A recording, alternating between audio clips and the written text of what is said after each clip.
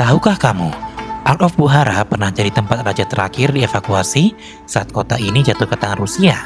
Di balik tembok megah ini, pernah ada eksekusi publik yang disaksikan ribuan warga.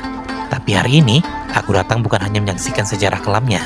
Aku datang untuk mencicipi makanan khas Uzbekistan dan naik salah satu kereta tercepat di Asia Tengah, Afrosiab, di kelas VIP. Tapi segalanya tidak berjalan sesuai rencana.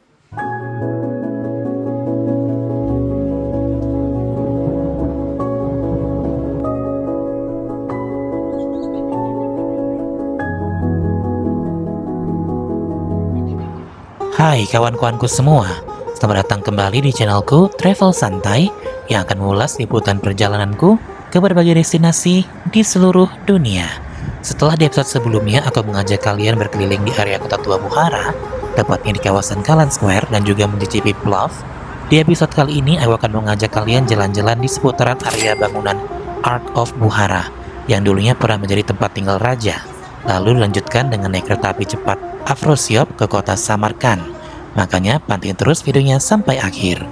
Hai, sekarang saya berada di dalam kompleknya Ark of Bukhara, yaitu merupakan benteng yang ada di kota Bukhara ini.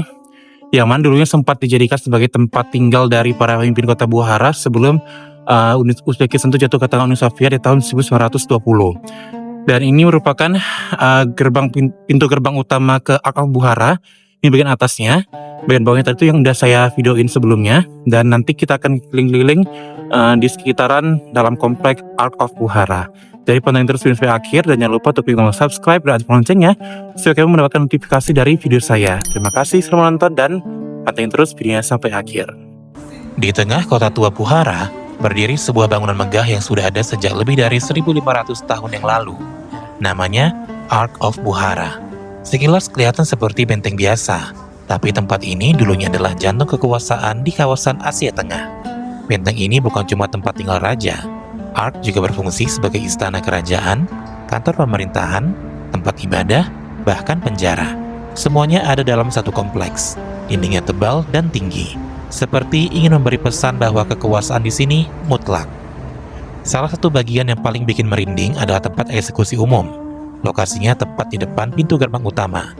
Dulu, warga Bukhara berkumpul di alun-alun ini untuk menyaksikan hukuman mati, termasuk eksekusi dengan cara dilempar dari tembok tinggi Ark. Tapi yang paling dramatis terjadi pada tahun 1920. Pada saat itu, tentara Rusia menyerbu kota Bukhara, dan benteng ini dibombardir habis-habisan.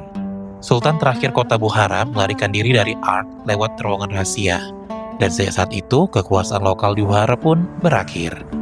Sekarang Ark memang sudah jadi museum, tapi setiap sudutnya masih menyimpan aura masa lalu.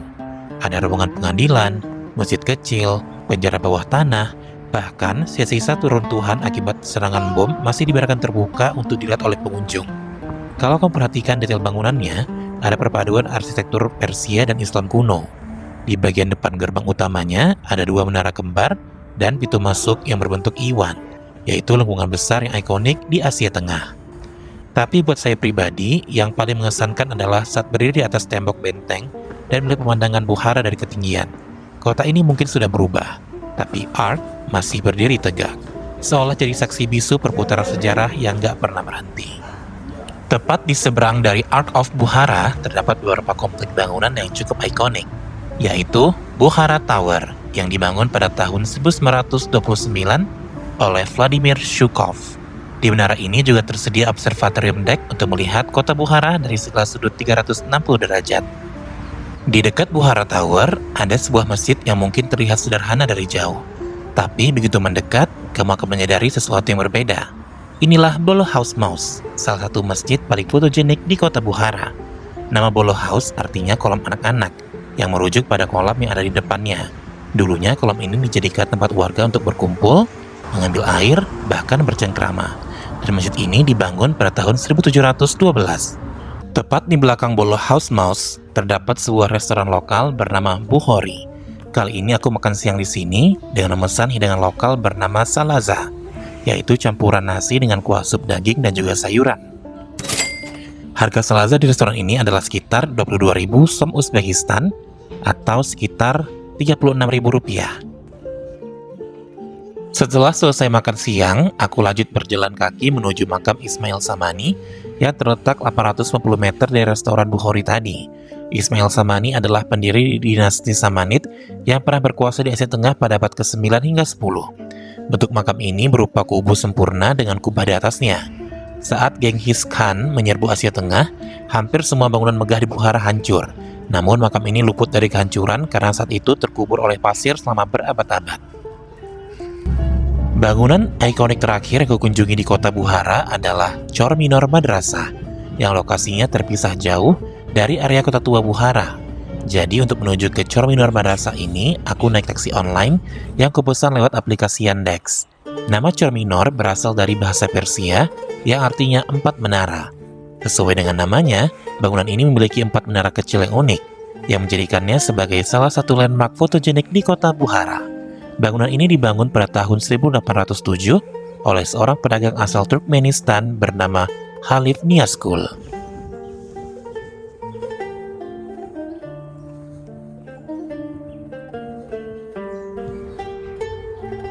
Meski tampak antik, ukurannya tidak seberapa besar, tapi karena keempat menaranya yang unik, bangunan ini sering dikira masjid utama.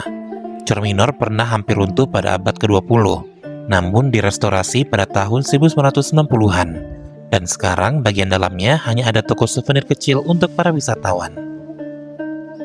Dari Chor Minor, aku kembali ke hotel untuk check out dan melanjutkan perjalanan ke stasiun kota Bukhara.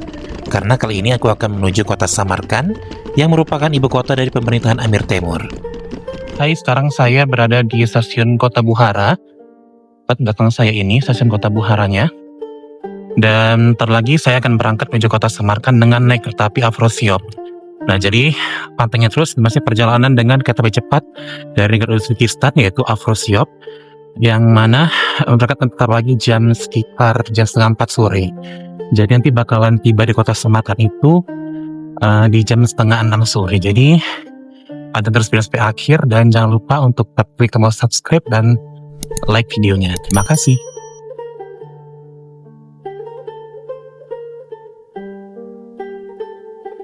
Setelah seharian menjelajahi kota Bukhara, perjalanan kulanjutkan menuju kota legendaris berikutnya yang ada di Uzbekistan, yaitu Samarkand. Tapi kali ini bukan dengan pesawat ataupun mobil, melainkan kereta cepat Afrosiab. Stasiun Bukhara sore itu terasa modern tapi tetap punya nuansa klasik Asia Tengah. Proses check-in dan pemeriksaan tiket berlangsung cepat, mirip seperti di bandara. Dan di peron, kereta putih panjang dengan hidung aerodinamis sudah menunggu penumpang. Sekilas desainnya mirip kereta cepat di Eropa, karena memang Afrosiab dibuat dengan teknologi Spanyol dari Talgo. Jika Indonesia punya kereta cepat WUS buatan Cina sejak tahun 2023, Uzbekistan malah punya kereta cepat Afrosiab buatan Spanyol jauh lebih dulu, sejak tahun 2011. Kereta cepat Afrosiab ini memiliki kecepatan 250 km per jam, dan menjadi simbol modernisasi jalur sutra yang menghubungkan kota-kota bersejarah dari Tashkent, Samarkand, dan Bukhara. Perjalanan dari Bukhara ke Samarkand dengan kereta cepat Afrosiab ini hanya akan membutuhkan waktu 1 jam 30 menit. Di dalam kabin kelas VIP Afrosiab ini disediakan fasilitas majalah lokal khas Uzbekistan dan juga terdapat 12 kursi yang disusun dengan konfigurasi 2-1. Kereta cepat Afrosiab dari kota Bukhara menuju kota Samarkand ini dijadwalkan berangkat pada pukul 15.44 siang hari dan akan tiba di kota Samarkand pada pukul 17.30 sore. Harga tiket kelas VIP yang kubayar melalui website Uzbekistan Railways untuk naik kereta cepat Afrosiab adalah sebesar 219.000 sop Uzbekistan atau sekitar Rp345.000.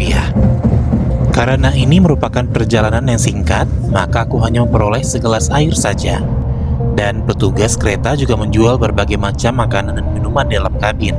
Kali ini aku beli es krim rasa mangga dan juga jus lokal yang terbuat dari buah beri dan juga buah bit. Sekitar 1 jam 30 menit kemudian, pengumuman pun mulai terdengar. Kereta segera tiba di kota Samarkand. Perjalanan yang singkat, nyaman, dan penuh makna.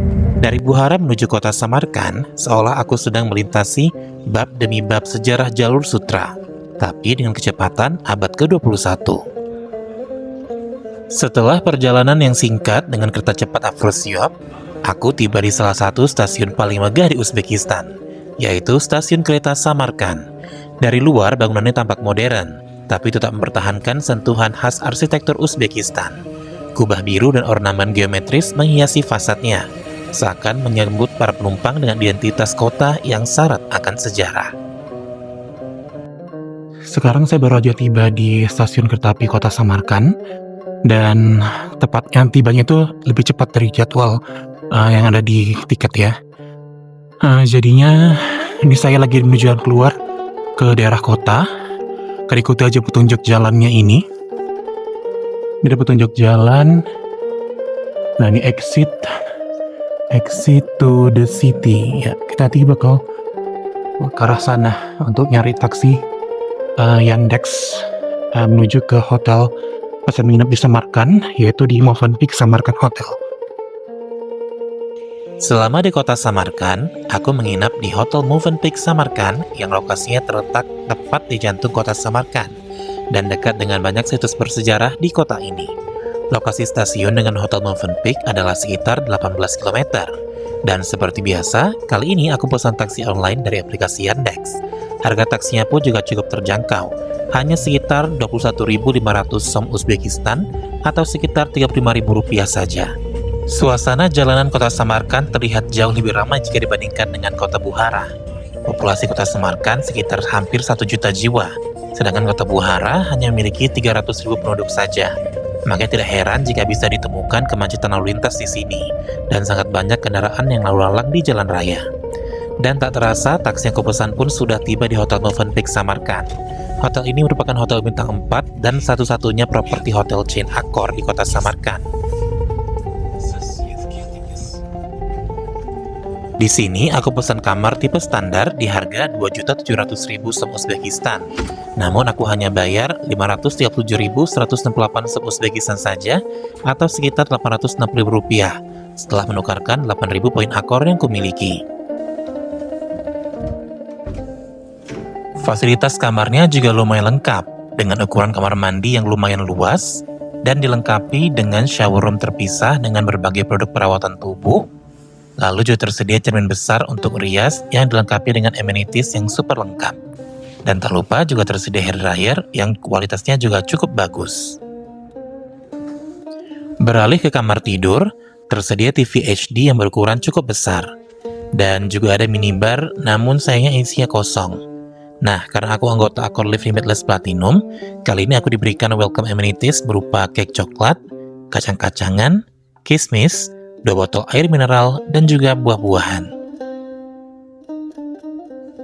Nah, karena hari ini aku udah banyak jalan kaki selama di kota Bukhara, bahkan berpindah antar kota dari Bukhara ke kota Samarkand, maka aku mau istirahat dulu sebab besok paginya aku itu akan memulai perjalanan keliling kota Samarkand. Makanya pantengin terus kelanjutan video perjalananku selama di Uzbekistan ini ya. Akhir kata, terima kasih sudah menonton videoku dan sampai jumpa di videoku berikutnya. Terima kasih.